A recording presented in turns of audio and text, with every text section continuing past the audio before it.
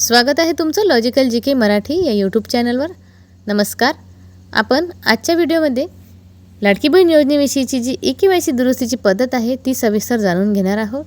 ज्या बहिणींना एरर येत आहे त्यांच्यासाठी सुद्धा महत्त्वाची माहिती असणार आहे। यासाठी व्हिडिओ शेवटपर्यंत नक्की पूर्ण बघा। त्याचप्रमाणे चॅनलवर नवीन असाल आणि पहिल्यांदा भेट दिली असेल तर चॅनलला प्लीज सबस्क्राइब करत चला, व्हिडिओला लाईक करत चला। व्हिडिओ महत्त्वपूर्ण आहे, सगळ्या लाडक्या बहिणींपर्यंत शेअर करा। लाडकी बहीण योजनेची जी ई-के-वाय-सी दुरुस्तीची पद्धत आहे ती सध्या वेबसाईट सुरू आहे। ही वेबसाईट ज्या बहिणींची के-वाय-सी चुकलेली होती त्यांच्यासाठी सध्या सुरू आहे। नवीन के-वाय-सीचं पोर्टल सध्या बंद आहे। तर ज्यांची के-वाय-सी चुकलेली असेल आणि ज्यांनी अजूनही दुरुस्ती केली नसेल पटकन दुरुस्ती करून घ्या, लवकर तुमचा लाभ सुरू होणार आहे। तर इथे लाडकी बहीण योजनेची जी वेबसाईट आहे त्यावर क्लिक करायचं आहे। लाडकी बहीण योजनेचं हे पेज ओपन होणार आहे। त्यावर आपला आधार कार्ड क्रमांक टाकायचा आहे। लाभार्थी महिलेचा स्वतःचा आधार कार्ड क्रमांक इथे टाकून जो कॅप्चा दिलेला आहे समोर तो जसाच्या तसा भरायचा आहे। नंतर हा पॅसेज आहे हा वाचायचा आहे। त्यामध्ये मी सहमत आहे खाली क्लिक करायचं आहे आणि OTP पाठवा या बटनावर क्लिक करायचं आहे। मग ज्या लाभार्थी महिलांची के-वाय-सी चुकलेली असेल, ऑप्शन निवडताना होय किंवा नाही यामध्ये चूक झालेली असेल त्या बहिणींची के-वाय-सीच इथे होणार आहे।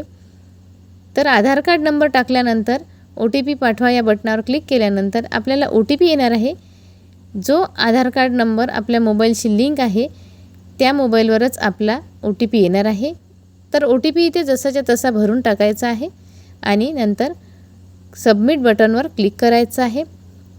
OTP काही सेकंदापुरताच असतो, तो लवकर आपल्याला इथे टाकायचा आहे, नाहीतर तो OTP सुद्धा व्हॅलिड दाखवत नाही। तर पुढे आहे OTP टाकल्यानंतर जर OTP आपला व्यवस्थित आपण टाकला आणि सबमिट केलं तर पुढे हे पेज ओपन होणार आहे। मग इथे दोन प्रश्न विचारलेले आहेत। पहिला प्रश्न आहे तुमच्या घरी कोणी सरकारी नोकरदार आहे का? तर इथे होय आणि नाही असे दोन ऑप्शन दिलेले आहे। आपल्याला इथे खरी माहिती भरायची आहे। जर तुमच्या घरामध्ये सरकारी नोकरदार असेल तर इथे होय भरायचं आहे आणि नसेल तर नाहीच भरायचं आहे। पुढे आहे दुसरा प्रश्न की तुमच्या घरामध्ये कोणी पेन्शनधारक व्यक्ती आहे का, म्हणजे कुणाला पेन्शन मिळते का? तर पहिलं आहे होय आणि दुसरं आहे नाही। तर कुठलं एक ऑप्शन आपल्याला निवडायचं आहे। जी खरी माहिती आहे तेच मैत्रिणींनो इथे भरा। तुम्ही होय होय जर केलं तर तुमचा लाभ बंद होणार आहे आणि नाही नाही जर क्लिक केलं तर तुमचा लाभ इथे पुढे सुरू राहणार आहे, परंतु आपल्याला माहिती खरीच इथे भरावी लागणार आहे। त्यानंतर खाली एक बॉक्स दिलेला आहे त्यामध्ये टिक करायचं आहे आणि सबमिट या बटनावर क्लिक करायचं आहे। मग हे जे पेज आहे तुमचं सबमिट होणार आहे। त्यानंतर तुम्हाला असा ग्रीन कलरचा SMS येणार आहे तुमच्या स्क्रीनवर आणि सक्सेस असा SMS तुम्हाला येणार आहे, म्हणजे तुमची ई-के-वाय-सी यशस्वीरित्या पूर्ण झालेली आहे। म्हणजे तुमची ई-के-वाय-सी पूर्णपणे सक्सेस झालेली आहे आणि पुढे तुम्हाला तुमचा लाभसुद्धा सुरू राहणार आहे। या ग्रीन मेसेजचा अर्थ असा आहे। परंतु काही लाडक्या बहिणींना जेव्हा त्या पहिल्या पेजवर आधार कार्ड नंबर टाकतात त्यानंतर कॅप्चा भरला आणि मी सहमत आहे OTP पाठवा या बटनावर जर क्लिक केलं तर अशा प्रकारचा मेसेज येत आहे, एरर दाखवत आहे। ज्याप्रमाणे स्क्रीनवर SMS दिसत आहे। एरर हा आधार कार्ड क्रमांक ई-के-वाय-सी दुरुस्तीच्या यादीत नाही आहे असा SMS येतात। तर हा SMS कोणाला येत आहे? ज्या बहिणींनी आजपर्यंत कधीही के-वाय-सी केलेली नाही त्या बहिणींना हा SMS येणार आहे। कारण ही जी वेबसाईट सुरू आहे ज्या बहिणींची के-वाय-सी चुकलेली आहे त्यांची चूक दुरुस्त करण्यासाठी ही के-वाय-सी पद्धत सध्या सुरू आहे आणि ज्यांनी कधीच के-वाय-सी केली नाही त्यांची के-वाय-सी चुकायचा प्रश्नच नाही। मग त्यांचं ह्या चुकीच्या दुरुस्तीची जी यादी आहे त्यामध्ये त्यांचं नाव नाही, म्हणून त्यांना हा एरर येत आहे। आणि आणखी हा एरर कोणाला येत आहे? ज्यांनी के-वाय-सी केलेली आहे। काही बहिणींनी के-वाय-सी केलेली आहे परंतु त्यांना लाभ मिळत नाही आहे, त्यासुद्धा परत ह्या वेबसाईटवर जाऊन आपला आधार कार्ड क्रमांक टाकून कॅप्चा वगैरे भरून ही पद्धत करतात, त्यांनासुद्धा हा SMS येत आहे।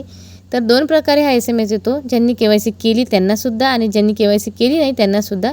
कारण सध्या दुरुस्तीची पद्धत सुरू आहे, या यादीमध्ये तुमचं नाव नाही म्हणून तुम्हाला हा SMS येत आहे। ज्यांची के-वाय-सी चुकली त्यांच्याच ह्या याद्या आहेत, त्यांचंच इथं के-वाय-सी होणार आहे। मग ज्या बहिणींना एरर येत आहे त्या बहिणींनी आता काय करायला हवं?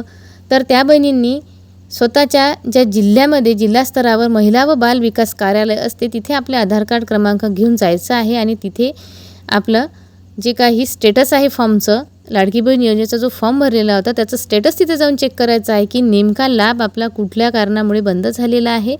तुम्ही जर के-वाय-सी केली असेल आणि तुमचा लाभ बंद झाला असेल तेही कारण तुम्हाला तिथे कळेल, परंतु तुम्ही KYCच केली नसेल तर नेमकं कारण तुमचं ही KYCच आहे. KYC न केल्यामुळे तुमचा लाभ बंद झालेला आहे.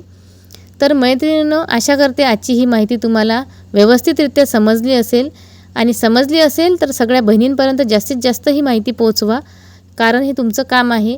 अशी माहिती जर तुमच्यापर्यंत पोहोचली नाही तर मागच्या KYC सारखी तुमची KYC दुरुस्तीसुद्धा होणार नाही आणि प्रत्येक महिन्याच्या लाभापासून तुम्हाला वंचित राहावं लागणार आहे.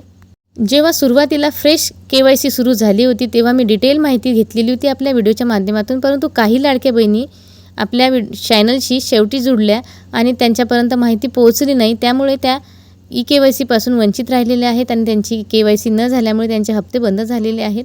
म्हणून कुठलाही व्हिडिओ असेल, कुठलीही महत्त्वपूर्ण माहिती असेल तर शेवटपर्यंत काळजीपूर्वक नीट बघत चला, म्हणजे तुम्हाला व्यवस्थित ही माहिती कळेल.